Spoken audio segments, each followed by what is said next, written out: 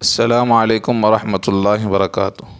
تمام ناظرین اور سامعین سے گزارش ہے ہمارے چینل کو سبسکرائب کریں اور گھنٹی کو ضرور دبائیں، اس کے ذریعے سے آگے آنے والی دینی و اصلاحی خطبات کو حاصل کریں۔ السلام علیکم ورحمۃ اللہ وبرکاتہ۔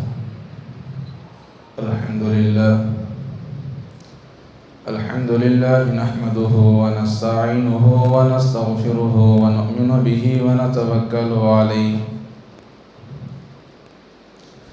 ونعوذ بالله من شرور أنفسنا ومن سيئات أعمالنا، من يهده الله فلا مضل له ومن يضلله فلا هادي له، ونشهد أن لا إله إلا الله وحده لا شريك له، ونشهد أن سيدنا وسندنا وحبيبنا ومولانا محمدا عبده ورسوله، قال الله تبارك وتعالى في القرآن المجيد والفرقان الحميد، أعوذ بالله من الشيطان الرجيم، بسم الله الرحمن الرحيم، أولئك على هدى من ربهم وأولئك هم المفلحون، وقال تعالى في مقام آخر، رضي الله عنهم ورضوا عنه، وقال النبي صلى الله عليه وسلم أصحابي كالنجوم بأيهم اقتديتم اهتديتم، صدق الله العظيم وصدق رسوله النبي الكريم، ونحن على ذلك لمن الشاهدين والشاكرين، والحمد لله رب العالمين۔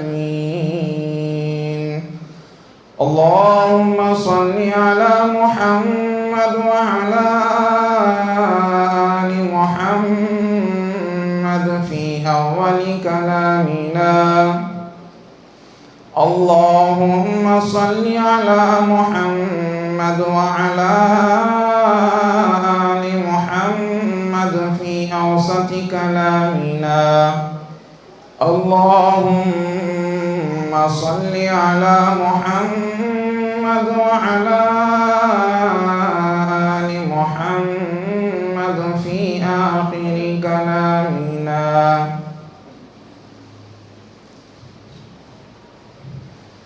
محترم سامعین کرام، معزز حاضرین، عزیز نوجوان دوستو،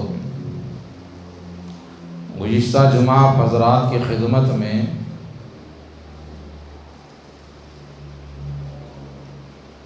اسلام کی بنیاد، اسلام کا اہم رکن قربانی پر بات کی گئی تھی، جس کے ضمن میں حضرت سیدنا ابراہیم خلیل اللہ علیہ السلام کی زندگی کا مختصر سا خلاصہ اور حضرت سیدنا امام حسین رضی اللہ تعالی عنہ کی گھرانے کی قربانی کا مختصر سا نقشہ حضرات کے سامنے پیش کیا گیا تھا، جس کے ضمن میں بات آئی کہ اللہ تبارک و تعالیٰ نے اسلام کی اشاعت، اسلام کی بڑھوتری، اسلام کا پھیلنا قربانی پر موقوف کر رکھا ہے۔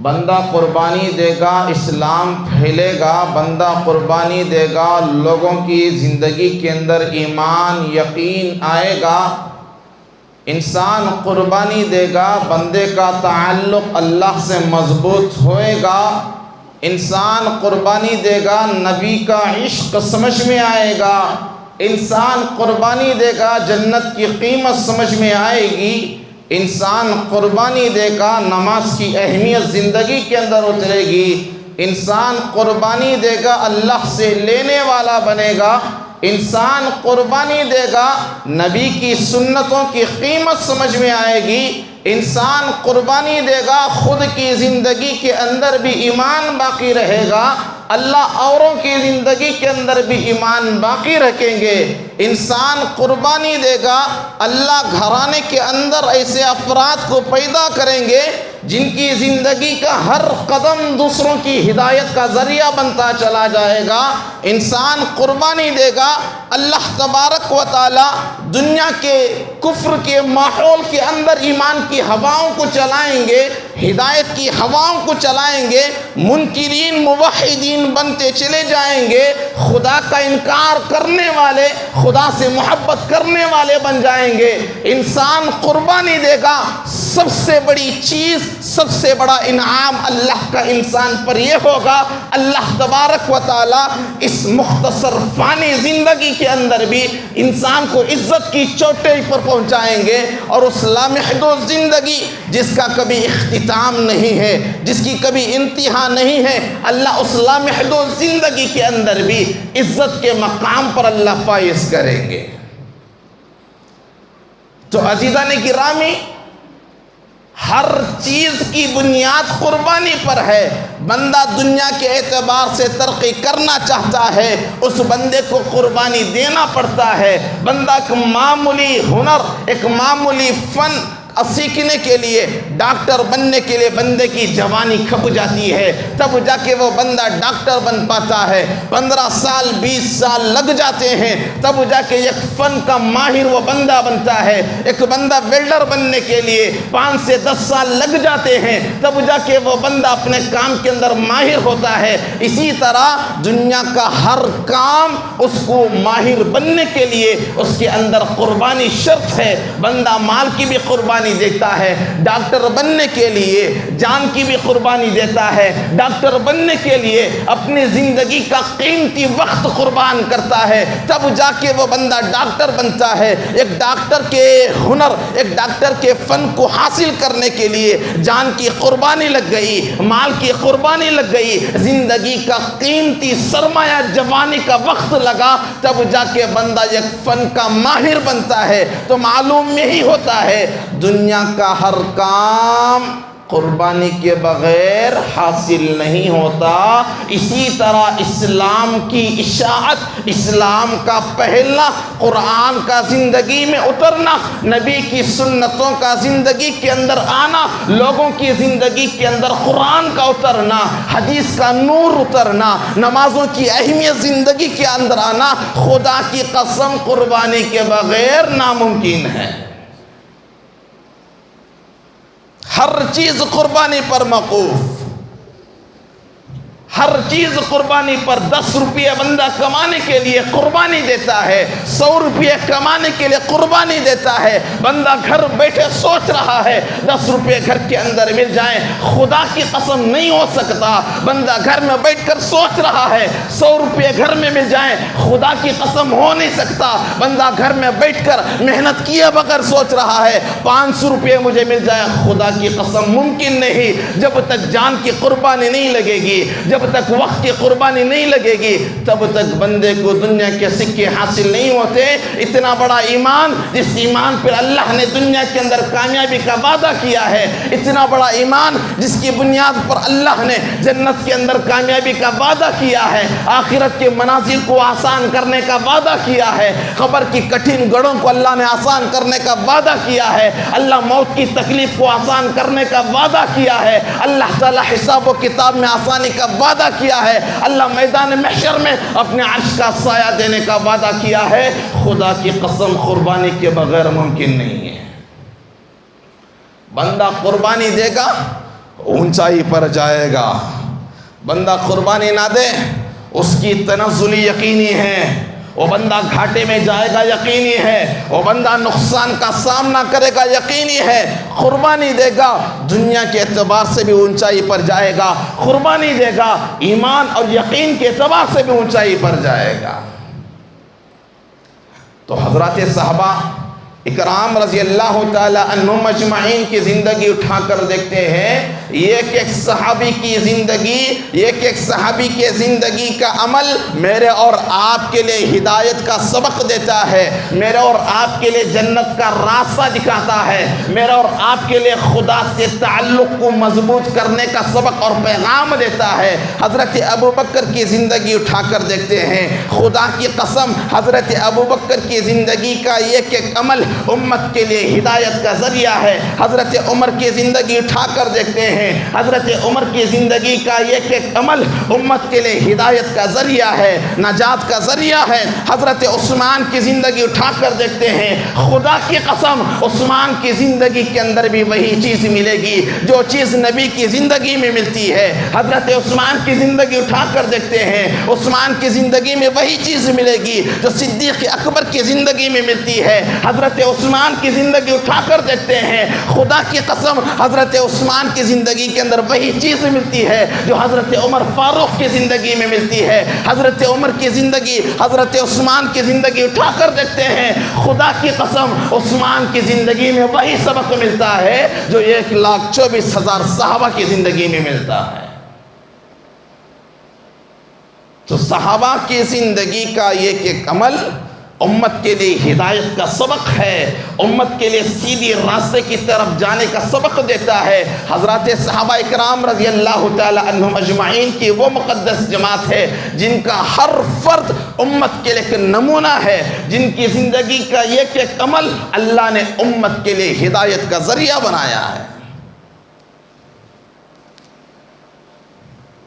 تو حضرات صحابہ رضی اللہ تعالی عنہم اجمعین خدا کی مقدس جماعت ہے، خدا کا مقدس گروہ ہے، یہ وہ مقدس جماعت ہے، یہ وہ مقدس گروہ ہے جس کی شان نبی کی زبان سے بعد میں آئے، جن کی عظمت دنیا والے بعد بیان کریں۔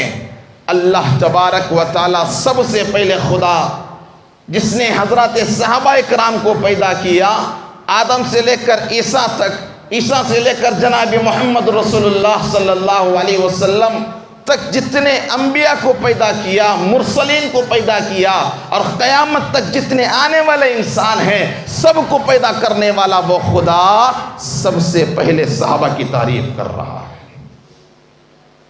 کیوں؟ صحابہ کی زندگی کا ہر عمل وہ تھا جس عمل پہ اللہ راضی ہو گیا۔ صحابہ کی زندگی اٹھا کر دیکھتے ہیں، نبی نے فرمایا جس نے یہ کی بھی اقتدا کر لی منزل مقصود تک بندہ پہنچ گیا۔ قرآن سے پوچھتے ہیں اے قرآن اتنا بتا صحابہ کا مقام و مرتبہ کیا ہے؟ قرآن کہتا ہے اولئک علی ھدی من ربہم واولئک ھم المفلحون۔ ہم قرآن سے پوچھتے ہیں اے قرآن پاک اتنا بتا صحابہ کی جماعت کیسی جماعت ہے؟ قرآن کہتا ہے اولئک ھم المفلحون، اولئک ھم الراشدون، اولئک ھم الفائزون۔ ہم قرآن سے سوال کرتے ہیں اے قرآن اتنی بات بتا صحابہ کی جماعت سے اللہ راضی ہے یا ناراض ہے؟ قرآن ڈنکے کی چوٹ پر کہتا ہے رضی اللہ عنہم ورضوا عنہ۔ صحابہ کی جماعت وہ جماعت ہے جس جماعت سے رضامندی کا پروانہ خود اللہ تبارک و تعالی اپنے زبان سے فرما رہے ہیں کہ میں صحابہ سے خوش ہو گیا اور وہ صحابہ میرے سے راضی ہیں۔ قرآن سے پوچھتے ہیں صحابہ کی جماعت کو دیکھ کر زندگی گزار سکتے ہیں یا نہیں؟ قرآن کہتا ہے اولئک ھم المفلحون، اللہ فرماتا ہے یہ کامیاب جماعت ہے، کوئی سوال اس جماعت پہ نہیں کر سکتے، کوئی اشکال نہیں، کوئی شک نہیں، شبہ نہیں۔ قرآن کہتا ہے اولئک ھم المفلحون، یہ جماعت کامیاب جماعت ہے۔ نبی کا چہرہ قرآن کے اترنے کو، حدیث کے اترنے کو ابو بکر نے دیکھا، جس نے ابو بکر کی زندگی کو اپنا لیا وہ بندہ منزل تک پہنچ گیا۔ عمر نے نبی کا چہرہ دیکھا، قرآن کو اترتے ہوئے دیکھا، حدیث کو اترتے ہوئے دیکھا، نبی کے پرنور زبان سے قرآن کے الفاظ سنے، حدیث کے الفاظ سنے۔ جس نے عمر کو دیکھا وہ منزل مقصود تک پہنچ گیا۔ عثمان نے نبی کا چہرہ دیکھا، نبی کے اوپر قرآن کو اترتے ہوئے دیکھا، وحی کو اترتے ہوئے دیکھا، حدیث کو سنتے ہوئے نبی کا چہرہ دیکھا۔ جس نے عثمان کی زندگی کو دیکھا اور نمونہ بنایا وہ بندہ منزل تک پہنچ گیا۔ یہی حال حضرت علی رضی اللہ تعالی عنہ کا ہے۔ جس نے حضرت علی کی زندگی کو دیکھا، علی نے محمد صلی اللہ علیہ وسلم کو دیکھا، علی نے نبی پر قرآن کو اترتے ہوئے دیکھا، علی نے نبی پر حدیث کو اترتے ہوئے دیکھا، علی نے نبی کو شریعت کے اترتے ہوئے دیکھا، قرآن کے اترتے ہوئے دیکھا، اس نورانیت کو اترتے ہوئے دیکھا۔ جس نے علی کی زندگی کو اپنی زندگی بنایا، منزل مقصود تک پہنچ گیا۔ قرآن اسی کو کہہ رہا ہے اولئک ھم المفلحون۔ ابو بکر کامیاب ہے، جس نے ابو بکر کو اپنایا کامیاب۔ عمر کامیاب ہے، جس نے عمر کو اپنایا کامیاب۔ جس نے عثمان کو اپنایا کامیاب، جس نے علی کو اپنایا کامیاب، جس نے طلحہ زبیر کو اپنایا کامیاب، جس نے صحابہ اکرام رضی اللہ تعالی عنہم اجمعین میں سے ایک کو بھی اپنا لیا وہ بندہ کامیاب ہے۔ صحابہ اکرام برحق ہیں، سچے ہیں، کوئی سوال نہیں۔ کسی نے ابو بکر کو کم گری ہوئی نظر سے دیکھا، ایمان ختم۔ جس نے عمر کو گری ہوئی نظر سے دیکھا، ایمان ختم۔ جس نے عثمان اور امیر معاویہ کے مسئلے کو لے کر گری ہوئی نظر سے دیکھا، ایمان ختم۔ صحابہ کرام کی جماعت مقدس جماعت ہے۔ اس سے جب خدا راضی ہے اور اس جماعت کو اللہ نے پوری دنیا کے لیے نمونہ بنایا ہے، کوئی سوال نہیں اس پر۔ تو حضرات صحابہ اکرام رضی اللہ تعالی عنہم اجمعین 1,24,000 ضرور تھے۔ حدیث کی کتابیں اٹھا کر دیکھیں 1,80,000 کی تعداد ملے گی، لیکن خدا کی قسم ہر صحابی کا مقام و مرتبہ ایک دوسرے سے الگ ہوا کرتا ہے۔ گھر کے اندر 5 بیٹے ہو، جو مقام بڑے بیٹے کو حاصل ہے وہ دوسرے بیٹے کو حاصل نہیں ہوتا، جو دوسرے بیٹے کو مقام حاصل وہ تیسرے کو حاصل نہیں، جو تیسرے کو حاصل وہ چوتھے کو نہیں ملتا، جو چوتھے کو حاصل وہ 5ویں کو نہیں ملتا۔ اسی طرح صحابہ کی جماعت اٹھا کر دیکھتے ہیں 1,24,000 کی تعداد ضرور ملتی ہے، 1,80,000 کی تعداد ملتی ہے۔ ہر ایک صحابی کا مقام ایک دوسرے سے الگ ہے۔ اللہ تبارک و تعالیٰ نے صحابہ اکرام کی مقدس جماعت کے اندر 4 مقرب صحابہ کو چنا ہے۔ سب سے پہلے حضرت ابوبکر صدیق رضی اللہ تعالیٰ عنہ، یہ وہ صحابی ہیں جب انہوں نے نبی کا ساتھ دیا، دین کا ساتھ دیا، نبی کے ہم نشین ہو گئے، نبی پر اپنی جان فدا کرنے والے ہو گئے، تو اللہ تبارک و تعالیٰ نے صدیق کا لقب دے دیا، عمر کو فاروق کا لقب دے دیا۔ خدا کی قسم عثمان کی زندگی اٹھا کر دیکھتے ہیں، اللہ تعالیٰ نے عثمان کو وہ لقب دیا ہے جو پوری دنیا کے لیے ایک سبق کا اعلان ہے، جو پوری دنیا کے لیے اس چیز کو اپنے اندر لانے کا اعلان کرتی ہے۔ جو اللہ تبارک و تعالیٰ کے دربار سے جو لقب ملا ہے عثمان کو، وہ حیا والا کا لقب ملا ہے۔ صدیق بن گئے، فاروق بھی بن گئے، لیکن عثمان کو اللہ نے وہ لقب دیا ہے جس چیز کا سوال آج ماحول ہم سے کر رہا ہے۔ یہ زمانہ، یہ ماحول، ہمارے اندر اتنا ایمان کمزور اور کھوکھلا ہو گیا، ماحول کے اعلان کو سننے کی طاقت ہمارے کانوں میں نہیں ہے۔ یہ ماحول آواز دے رہا ہے کہ آج دنیا کے اندر جو بربادی کا ماحول قائم ہے، زنا کے اڈے کھول بیٹھے ہیں، شرابوں کے اڈے کھول بیٹھے ہیں، گندی فضاؤں کے اڈے کھول بیٹھے ہیں، جگہ جگہ پر فساد مچایا جا رہا ہے۔ خدا کی قسم یہ زمانہ ہم سے آواز لگا رہا ہے، جو چیز حضرت عثمان کی زندگی میں تھی آج وہ چیز ختم ہو گئی ہے، اس چیز کا جنازہ اڑ گیا، جس کے نتیجے میں آج امت ان تکالیف، ان عذابات میں دوچار ہو رہی ہے۔ عثمان کی زندگی کے اندر اللہ نے وہ لقب دیا ہے۔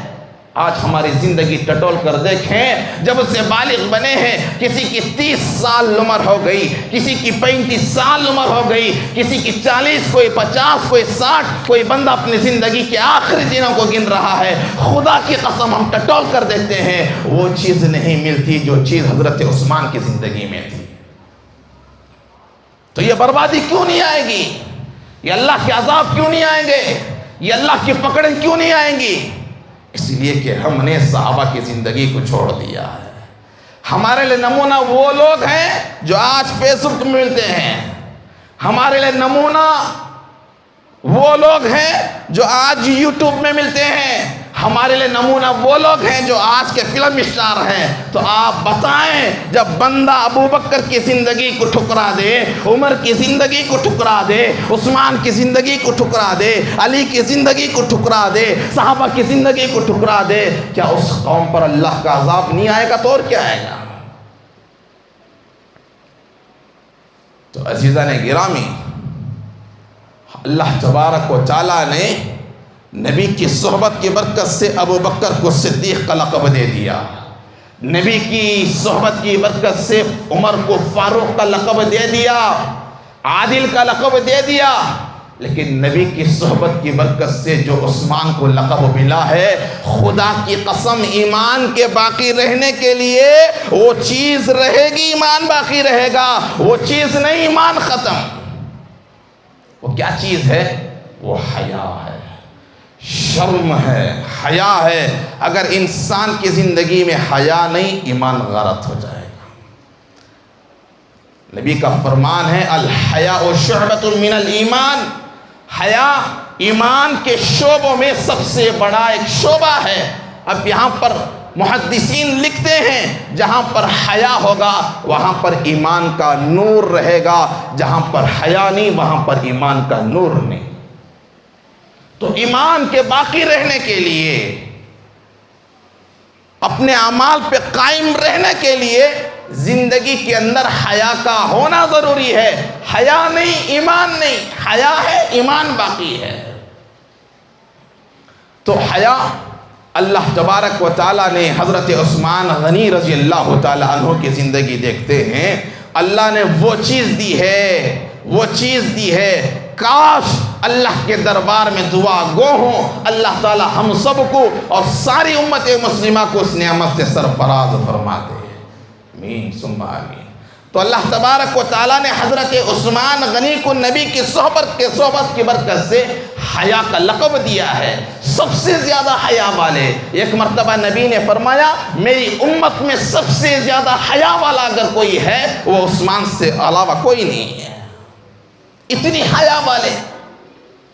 ایک مرتبہ اما عائشہ صدیقہ رضی اللہ تعالیٰ عنہ بیٹھی ہوئی تھی، حضرت ابوبکر صدیق رضی اللہ تعالیٰ عنہ دستک دیتے ہیں، آواز لگاتے ہیں، اجازت مانگتے ہیں، یا رسول خدا صلی اللہ علیہ وسلم ابوبکر آپ کے پاس آنے کی حاضری چاہتا ہے۔ اللہ کے رسول صلی اللہ علیہ وسلم گھر میں بیٹھے ہوئے تھے، اللہ کے رسول صلی اللہ علیہ وسلم کا جسم کے اوپر رہنے والا کپڑا جو پیر کے اوپر رہا کرتا ہے تھوڑا ہٹا ہوا تھا، اللہ کے رسول نے اجازت دے دی۔ حضرت ابوبکر صدیق رضی اللہ تعالیٰ نبی کی خدمت میں حاضر ہیں، کچھ دیر گزرنا تھا، عمر دستک دی، آواز لگائی، یا رسول خدا عمر آپ کی خدمت میں آنا چاہتے ہیں۔ اللہ کے رسول اپنی حالت پر بیٹھے ہوئے ہیں، اما عائشہ صدیقہ رضی اللہ تعالیٰ عنہ دیکھ رہی ہیں۔ اللہ کے رسول نے فرمایا عمر تجھے اندر آنے کی اجازت ملتی ہے۔ کچھ دیر گزرنا تھا، عثمان نبی کے دروازے پر کھڑے ہیں، آواز دیتے ہیں، یا رسول خدا صلی اللہ علیہ وسلم عثمان آپ کے دربار کا سوال کرتا ہے، حاضری کی تمنا رکھتا ہے۔ اللہ کے رسول صلی اللہ علیہ وسلم سیدھے ہو کر بیٹھ گئے، جہاں سے کپڑا ہٹا ہوا تھا وہاں پر ڈھانپنے لگے۔ اما عائشہ نے منظر دیکھ لیا تھا، اللہ کے رسول صلی اللہ علیہ وسلم اجازت دے دی، عثمان اندر حاضر ہوئے، کلام ہوا، بات چیت ہوئی۔ ابو بکر مجلس چھوڑ کر چلے گئے، ابو بکر بھی مجلس سے چلے گئے، عمر بھی چلے گئے، عثمان بھی چلے گئے۔ اما عائشہ پوچھنے لگی، یا رسول خدا صلی اللہ علیہ وسلم کیا ماجرا ہے، کیا بات ہے؟ آج میں نے آپ کے اندر ایک عجیب چیز دیکھی ہے۔ محمد صلی اللہ علیہ وسلم نے فرمایا، عائشہ بتاؤ وہ کون سی چیز تو نے دیکھی ہے؟ اما عائشہ فرمانے لگی، آپ کے پیر سے کپڑا ہٹا ہوا تھا، میرے ابو جان حضرت ابو بکر صدیق رضی اللہ تعالیٰ اندر آنے کی اجازت دی، آپ کے پیر سے کپڑا ہٹا ہوا تھا، آپ نے اندر آنے کی اجازت دے دی۔ حضرت عمر آئے، اندر آنے کی اجازت مانگی، آپ کے اس جسم کے حصے پر کپڑا ہٹا ہوا تھا، آپ نے اندر آنے کی اجازت دے دی۔ لیکن جب عثمان نے آواز لگائی، آپ سیدھے ہو کر بیٹھ گئے اور اس کھلے ہوئے حصے پر کپڑا ڈالنے لگے۔ کیا ماجرا ہے؟ خدا کی قسم، جو نبی کے زبان سے جو جملہ نکلا تھا وہ میرے اور آپ کے حیا پر سوال کرتا ہے۔ حضرت محمد صلی اللہ علیہ وسلم نے فرمایا، عائشہ جس عثمان سے فرشتے شرم کرتے ہوں اس سے میں کیوں نہ شرم کروں؟ عثمان کی حیا دیکھ کر فرشتے شرماتے ہیں، عثمان کی حیا سے نبی بھی شرمانے لگے، نبی کو بھی حیا آنے لگی۔ وہ حیا اللہ تبارک و تعالیٰ نے عثمان کو دیا ہے۔ ایک مرتبہ غسل کے لیے چلے گئے، بیوی کی باندھی تھی، کپڑے لانے لگی، محسوس کر لیا لونڈی آ رہی ہے، آواز لگاتے ہیں، اے لونڈی، میرے جسم کو دیکھنا تیرے لیے ناجائز اور حرام ہے، جسم کو دیکھے بغیر کپڑے رکھ کے چلے جانا۔ وہ حیا حضرت عثمان رضی اللہ تعالیٰ عنہ کی زندگی اٹھا کر دیکھتے ہیں، نبی سے ایک مرتبہ ہاتھ ملائے تھے۔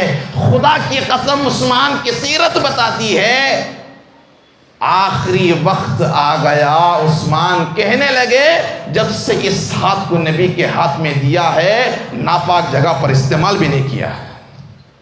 وہ حیا، کیا حیا ہوگی جس نے پوری زندگی یہ سوچ کر، یہ ہاتھ تو میرے نبی کے ہاتھ میں ملا ہے، اس ہاتھ نے میرے نبی کے مبارک ہاتھوں کو چھوا ہے۔ تو حضرت عثمان کی حیا یہاں تک کہتی ہے، اس حیا نے عثمان کو اپنے ضروری اعضاء پر بھی لگانے نہیں دیا۔ تو یہ حیا والے عثمان، اللہ اکبر، بڑی قربانیاں حضرت عثمان کی زندگی، بڑی مختصر زندگی ہمیں نظر آتی ہے۔ خدا کی قسم، حضرت عثمان کی زندگی کا ایک ایک عمل امت کے لیے ہدایت ہے، امت کے لیے سبق ہے۔ ہمیں ہر کسی کی سیرت پڑھنا آسان ہے، دنیا والوں کی سیرت پڑھنا ہمیں آسان، لیکن نبی کی سیرت کو معلوم کرنے کا نہ جذبہ ہے نہ شوق ہے۔ کیوں؟ ایمان نہیں ہے، حیا ختم ہو چکی ہے۔ تو عزیز دوستو، حضرت عثمان رضی اللہ تعالی عنہ کی زندگی میرے اور آپ کے لیے ہدایت اور نمونہ ہے۔ حضرت عثمان کی زندگی ہم اٹھا کر دیکھتے ہیں، خدا کی قسم جہاں حیا میں مکمل تھے وہیں پر حضرت عثمان جود و سخا کے اندر بھی مکمل تھے، اللہ کے راستے میں خرچ کرنے کے اندر بھی مکمل تھے، کنجوس نہیں، بخالت نہیں، اللہ کے راستے میں اپنے مال کو قربان کرنے کے لیے ہر وقت تیار۔ یہ عثمان کی زندگی کا عمل ہمیں بتاتا ہے۔ جنگ تبوک کا مسئلہ تھا، اعلان ہو گیا چندے کا، نبی نے آواز لگائی رومیوں سے جنگ کرنے کے لیے چیزوں کی ضرورت ہے، اس کے لیے جو جتنا چاہے اس کے اندر اپنا حصہ ڈال دیں۔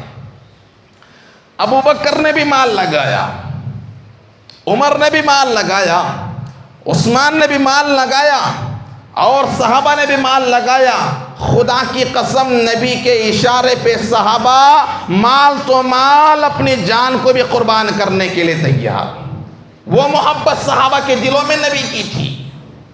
جب اطاعت کا جذبہ انسانیت کے اندر پیدا ہوتا ہے، اللہ اس قوم کو اونچائی پر لے جاتے ہیں۔ جہاں اطاعت ختم ہو گئی وہ قوم کبھی اونچائی پر نہیں جاتی. تو صحابہ کی زندگی ہم اٹھا کر دیکھیں 100% کہیں پر کبھی بھی کسی بھی حالت میں اونچ نیچ بہت کم.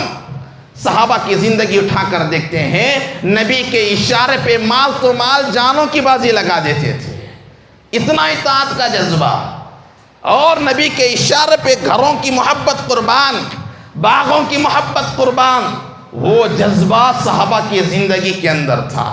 تو اطاعت جس قوم کے اندر آباد ہوتی ہے, جو قوم نبی کی اطاعت کو لازم کر لیتی ہے, خدا کی قسم قرآن و حدیث کی روشنی میں ڈنکے کی چوٹ پر اعلان کرتا ہوں, وہ قوم اونچائی پہ ضرور جاتی ہے, لیکن جس قوم کے اندر اطاعت نہیں وہ قوم قرآن و حدیث کی روشنی میں ذلیل ہوا کرتی ہے.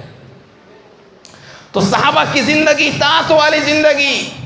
صحابہ کی زندگی نبی سے جو عشق تھا سچا, میرا اور آپ کے جیسا عشق نہیں. زبان نبی کے عشق کے کلمے پڑتی ہے, لیکن جب وقت آتا ہے قربانی دینے کا ہم چہرہ پھیر لیتے ہیں. یہ ہماری محبت ہے. صحابہ کی محبت اشاروں پہ قربان. تو اعلان ہو گیا چندے کا. ابو بکر رضی اللہ تعالیٰ عنہ مال لے کر آئے, عمر مال لے کر آئے. اللہ کے رسول نے جب اعلان کر دیا سب مال لے کر آئے, عمر کے دل میں خیال آیا ابو بکر نیکیوں کے اندر ہر موقع پر میرے سے بڑا ہوا تھا, لیکن آج ابو بکر کا مال کم ہے, میرا مال زیادہ ہے. آج اس عمل کے اندر ابو بکر سے آگے بڑھ جاؤں گا. تو صحابہ مقابلہ اعمال میں کیا کرتے تھے, دنیا میں نہیں. صحابہ جو مقابلہ کیا کرتے وہ ایک دوسرے کا اعمال میں کیا کرتے تھے. راتوں میں کھڑے ہونے میں مقابلہ کرتے, نمازوں میں کھڑے ہونے میں مقابلہ کرتے, اللہ کے سامنے ہم کلام ہونے میں مقابلہ کرتے, راتوں کی عبادتوں میں مقابلہ کرتے, روزوں میں مقابلہ کرتے, تلاوت میں مقابلہ کرتے.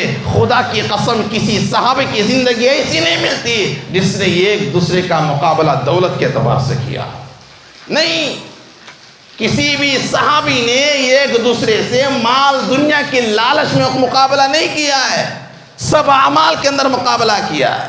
تو ابو بکر کا مال کم ہے, ابو بکر کا مال کم ہے اور حضرت عمر کا مال زیادہ ہے کیفیت کے اعتبار سے. ابو بکر نے سمجھنے کے لیے مثال دے رہا ہوں, ابو بکر نے 100 روپے لگا دی, عمر نے 1000 روپے لگا دی. کون سی قیمت زیادہ ہے؟ جو 1000 روپے ہے وہ قیمت زیادہ ہے, جو 100 روپے وہ قیمت کم ہے. تو عمر نے دیکھا ابو بکر نے 100 روپے لگائے ہیں اور میں نے 1000 روپے لگایا ہوں, تو آج تو اس معاملے کے اندر ابو بکر سے آگے بڑھ جاؤں گا. لیکن خدا کی قسم جب اللہ دل میں اترتا ہے اسے قربانی دینے میں مزہ آتا ہے. جب اللہ دل میں اترتا ہے, نبی کی سچی محبت دل میں اترتی ہے, تو بندے کو قربانی دینے میں مزہ آتا ہے, بندے کو حالات کا سامنا کرنے میں مزہ آتا ہے. وہ زندگی صحابہ کی زندگی ہمیں ملتی ہے. تو عمر نے سوچ لیا آج آگے بڑھ جاؤں گا. نبی نے سوال کیا, عمر تو نے اس راستے میں کتنا مال لگایا ہے؟ تو عمر نے کہا یا رسول خدا, مال کے 2 حصے کیے, ایک حصہ گھر والوں کے لیے چھوڑ دیا, ایک حصہ اللہ کے راستے میں لگا دیا. اب سوال ابو بکر سے ہوا, ابو بکر تو نے کیا لگایا ہے؟ خدا کی قسم جو جملہ ابو بکر کی زبان سے نکلنا تھا عمر کے ارادے کو ختم کر دیا. ابو بکر نے کہا اے خدا, جتنا مال تھا سب کا سب تے اللہ کے راستے میں لگا دیا, میرے گھر والوں کے لیے اللہ رسول کو چھوڑایا. تو یہ جذبہ صحابہ کا دین کے راستوں میں اللہ کو راضی کرنے کے لیے اپنے جانوں کے ساتھ پورا مال لگانے کے لیے تیار کھڑے رہتے تھے. عمر نے سنا, زبان بول اٹھی, خدا کی قسم عمر کی پوری زندگی کی عبادتیں نیکیاں عمر ابو بکر کی نیکیوں کا مقابلہ نہیں کر سکتے۔ تو حضرات صحابہ اکرام رضی اللہ تعالی عنہم اجمعین، دین کا تقاضا آتا، امت کا تقاضا آتا، مخلوق کی خدمت کا تقاضا آتا تو اپنی جان کو خوشی بخوشی، اپنے مال کو خوشی بخوشی قربان کرنے کے لیے تیار۔ تو یہ حضرات صحابہ کی زندگی ہے، حضرت عثمان کی زندگی ہے۔ حضرت ابو بکر نے لگا دیا پورا مال، عمر نے آدھا مال لگا دیا۔ ادھر نبی تشکیل کر رہے ہیں، خدا کے دین کی حفاظت کا مسئلہ ہے، ادھر تشکیل ہو رہی ہے۔ عثمان کھڑے ہوئے اور آواز لگائی، یا رسول خدا صلی اللہ علیہ وسلم، 100 اونٹ ساز و سامان کے ساتھ اللہ کے راستے میں دینے کے لیے عثمان تیار ہے۔ ایک مرتبہ آواز لگائی، تشکیل ہو گئی، بیٹھ گئے عثمان۔ اللہ کے رسول پھر تشکیل دیے، حضرت عثمان دوسری مرتبہ کھڑے ہوئے، آواز لگائی، یا رسول خدا صلی اللہ علیہ وسلم، دین کی حفاظت کے لیے، اسلام کی اشاعت کے لیے عثمان پھر 100 گھوڑے اللہ کے راستے میں ساز و سامان کے ساتھ قربان کرنے کے لیے تیار ہے۔ دوسری مرتبہ بیٹھ گئے، نبی تشکیل دے رہے ہیں۔ تیسری مرتبہ کھڑے ہو کر عثمان نے کہا، عثمان پھر سے 100 اونٹ ساز و سامان کے ساتھ اللہ کے راستے میں قربان کرنے کے لیے تیار۔ تو حضرت عثمان کو جو مقام ملا یوں ہی نہیں ملا، یہ ایک جنگ کے اندر 1000 دینار نبی کی جھولی میں ڈال دیے، 300 اونٹ ساز و سامان کے ساتھ نبی کی خدمت میں لا کر رکھ دیے کہ یہ اللہ کو راضی کرنے کے لیے پیش کر رہا ہوں۔ تو یہ صحابہ کا جذبہ تھا، دین کے خاطر میرا پیسہ لگتا ہے۔ میرے دوستو، یہ بات کو اپنے ذہنوں سے لے کر اپنے دلوں کے اندر اتار لیں۔ خدا کی قسم، میری بیوی کے مسئلے کو پورا کرنے کے لیے میں خرچ کرتا ہوں، اللہ تبارک و تعالیٰ اس میں بھی صدقے کا ثواب رکھا ہے۔ بچوں کی خدمت کے لیے خرچ کرتا ہوں، اللہ اس میں بھی صدقے کا ثواب رکھا ہے۔ اسی طرح جو بندہ دین کے خاطر پیسے لگاتا ہے، قرآن کہتا ہے، من ذا الذی یقرض اللہ قرضا حسنا فیضاعفہ لہ اضعافا کثیرا، اس پر اللہ کیا دینے والے ہیں؟ دنیا کے ذہنیں ختم ہو جائیں گی، اللہ کا حساب جو دے رہا ہے اس کو کوئی حساب نہیں کر سکتا۔ تو اللہ تبارک و تعالیٰ کے راستے میں ہمارا روپیہ بھی لگتا ہے، اس 1 روپے پہ اللہ کیا دینے والے ہیں؟ قرآن کہتا ہے، من ذا الذی یقرض اللہ قرضا حسنا فیضاعفہ لہ اضعافا کثیرا۔ جب یہ آیت مبارکہ نازل ہوئی تو لوگ بڑھ گئے کہ جس کا ترجمہ یہ ہے، جو بندہ اللہ کو قرض حسنا دیتا ہے، اللہ تبارک و تعالیٰ اس کے مال کو بڑھا دیتے ہیں۔ اور کہاں تک بڑھائیں؟ قرآن بھی وہیں تک بات کو ختم کر دیا۔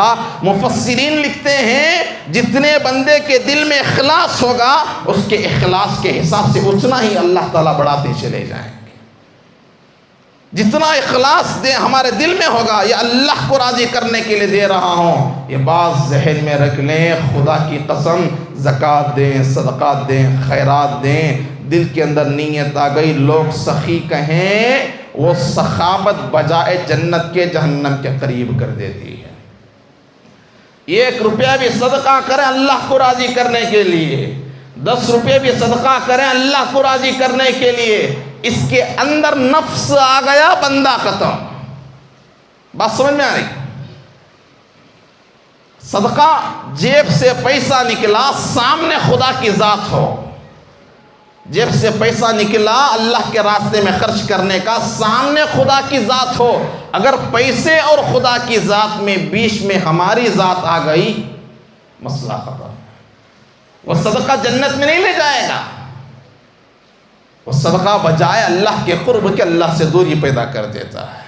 تو جتنا بھی لگائیں اللہ کو راضی کرنے کے لیے لگائیں، لیکن اتنی بات بھی ضروری ہے، اس کے اندر 10 روپے لگائیں اخلاص میرا بڑا ہے، نہیں، جتنا ہو سکے لگائیں۔ ابو بکر نے لگا دیا پورا گھر، عمر نے آدھا مال لگا دیا، عثمان نے اپنی مال کا قیمتی حصہ لگا دیا اللہ کو راضی کرنے کے لیے۔ اللہ قرآن میں فرماتا ہے، من ذا الذی یقرض اللہ قرضا حسنا۔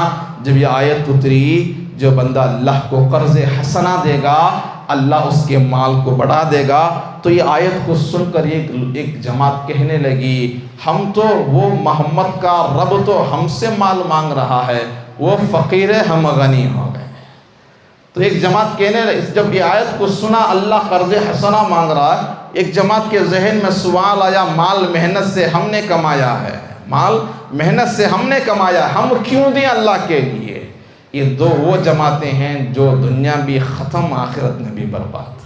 لیکن ایک جماعت تھی، وہ صحابہ کی جماعت تھی۔ آیت کو جب سنا، ایک صحابی کھڑے ہوئے اور اللہ کے رسول سے عرض کرنے لگے، یا رسول خدا، میرے پاس 2 باغ ہیں اور وہ 2 باغوں کے علاوہ میرے پاس گزارے کے لیے کوئی چیز نہیں ہے، اور آپ کہہ رہے ہیں اللہ کو جو قرض حسنہ دے گا اللہ اس کو بڑھا دیں گے، تو میں اللہ کو راضی کرنے کے لیے 2 باغ بھی دینے کے لیے تیار۔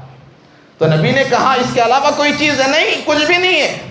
بیوی کو پالنے کے لیے دوسری نئی محنت کرنی پڑے گی، بچوں کو پالنے کے لیے دوسری نئی محنت کرنی پڑے گی۔ تو صحابہ کا جذبہ اللہ کے حکم کو پورا کرنے کے لیے سب کچھ لگانے کے لیے تیار۔ تو نبی نے کہا نہیں، ایک باغ اپنے لیے رکھیں، اپنے گھر والوں کے لیے رکھیں، ایک باغ اللہ کے راستے میں لگا دیں۔ جب یہ صحابی نبی کو کہہ کر اٹھ کر آ رہے تھے تو کہنے لگے، یا رسول خدا 2 باغ ہیں، ایک باغ میں 600 کھجور کے درخت ہیں، وہ سب سے انمول ہے، اس کے اندر فصل بھی بڑی عمدہ آتی ہے۔ وہ 600 درختوں والا باغ جو مجھے سب سے زیادہ محبوب تھا اور میرے بیوی بچے اسی باغ کے اندر رہا کرتے ہیں، وہ باغ اللہ کے راستے میں دینے کے لیے تیار۔ تو سب سے محبوب چیز دے رہے اللہ کے راستے میں۔ تبھی تو قرآن کہتا ہے لن تنالوا البر حتى تنفقوا مما تحبون، جو سب سے زیادہ دل کو پسند ہو اس چیز کی قربانی دینا، یہ مجاہدوں کا کام ہے، یہ اللہ والوں کا کام ہے، یہ حوصلہ رکھنے والے لوگوں کا کام ہے۔ تو انہوں نے کہہ دیا اللہ کے رسول دے دوں گا۔ باغ کے اندر آتے ہیں، بچے بھی کھیل رہے ہیں، کھجور کھا رہے ہیں، بیوی بھی باغ کے اندر ہے، بچوں کے ساتھ ہنستے کھیلتے ہوئے، بڑا خوبصورت منظر ہوتا ہے جب بچے کھیلتے ہوئے ہوں، کھجور کھا رہے ہوں، ماں کے ساتھ ہنسی مذاق ہو رہا ہو، اور بڑا خوبصورت منظر ہوتا ہے۔ یہ وہی بندہ سمجھ سکتا ہے جس کو اللہ نے اولاد دے رکھی ہو، یہ وہی بندہ سمجھ سکتا ہے جو شادی شدہ جس کو اللہ نے اولاد دے رکھی ہو، بچوں کے چہرے پہ مسکان ہو، بیوی کے چہرے پہ مسکان ہو، اور بچے ہنستے ہوئے اپنے ماں سے کھیل رہے ہوں، وہ بڑا خوبصورت منظر ہوتا ہے۔ صحابی آئے، باغ کر کھڑ کر دیکھ رہے ہیں، بچے کھیل رہے ہیں، بیوی بھی کھڑی ہے۔ صحابی اندر گئے، بیوی کو آواز دی، جی سنو، رب کا فرمان آ گیا ہے محبوب چیز کی قربانی کا، اور میں نے اس باغ کو اللہ کے راستے میں قیامت تک کے لیے صدقہ دے دیا۔ بیوی تھی، ایمان والی تھی۔ جب بیوی کی زندگی میں ایمان اترتا ہے تو گھر جنت بن جاتا ہے۔ تو مختصر سی بات کہتا ہوں، بیوی نے کہا آپ نے جو کام کیا ہے وہ حوصلے والوں کا کام ہے، وہ ہمت والے لوگوں کا کام ہوا کرتا ہے۔ کون بھی بیاج کہے گی؟ 10 روپے، 100 روپے، 1000 روپے ہم گھر سے نکال کر 30,000 روپے کا کٹا ہو، 1000 روپے اللہ کے لیے دے رہے ہیں، بیوی کھڑی ہو جائے گی، 1000 روپے دے رہے ہیں، وہ لوگ صحیح جگہ پر نہیں لگائیں گے، فلاں سوال لا کے رکھ دے گی، اور بندہ جو 1000 کی نیت کیا تھا 100 سے 10 تک آ کر پہنچ جاتا ہے۔ لیکن وہ بیوی کیا کہہ رہی ہے؟ آپ نے جو کام کیا ہے وہ حوصلے والوں کا کام ہے، معمولی کام آپ نے نہیں کیا ہے، بڑا کام کیا ہے۔ فرمانے لگی ربیحا بیعک بارک اللہ فیما اشتریت، جس کام کے لیے تم نے یہ کام کیا ہے یہ تم نے بڑی نفع والا کام کیا ہے، اللہ آپ کے کام کو پورا کر دے۔ تو بیوی جب یہ بات بول کر بچوں کو دیکھ رہی تھی، بچے کھجور کھا رہے تھے، کوئی بچہ اپنے دامن کے اندر کھجور لیے ہوئے کھڑا ہے، بیوی فوراً گئی اپنے بچوں کے دامن کو چٹک دی، کھجور پورے کے پورے باغ میں گر گئے۔ جو کھجور حلق کے اندر اتر رہا تھا انگلی ڈال کر نکال لیا، اور کہنے لگی یہ باغ قیامت تک کے لیے اللہ کے حوالے ہو گیا ہے، اب ہم اس باغ کا یہ کھجور بھی استعمال نہیں کریں گے۔ تو اللہ پر یہ قربانیاں ہماری ماں اور بہنوں نے دی ہیں، تب جا کے یہ سکون کی سانسیں ہم لے رہے ہیں۔ لیکن میرے دوستو، ہمارے جذبے ختم ہو جائیں گے، ہماری ماں اور بہنوں کے جذبے ختم نہیں ہوں گے۔ ہم نے ان کے جذبوں کی قدر نہیں کی ہے، ہمیں انہیں کبھی دین کے لیے استعمال ہی نہیں کیا ہے۔ ان کا کام خالی کھانا پکاتے رہنا، کپڑے دھوتے رہنا، صرف بچوں کا خیال رکھنا، اسکول کے لیے تیار کرنا، ہم سمجھ گئے یہی کام ہے۔ نہیں، ان کے ذریعے سے دین کے بڑے بڑے کام ہوئے، بڑے بڑے تقاضوں کو اللہ نے پورا کیا ہے، لیکن ہم نے ان کو گھر کے حد تک محدود کر دیا۔ انہیں کبھی اللہ کے راستے میں لے کر نہیں گئے، انہیں کبھی دین نہیں سمجھایا، ایمان نہیں سمجھایا، جس کے نتیجے میں آج یہ نقشہ قائم ہے۔ اللہ تعالیٰ سے دعا ہے اللہ تبارک و تعالیٰ کہنے والے سننے والے ساری امت مسلمہ کو عمل کرنے کی توفیق عطا فرمائیں، امین۔ وآخر دعوانا ان الحمد للہ رب العالمین۔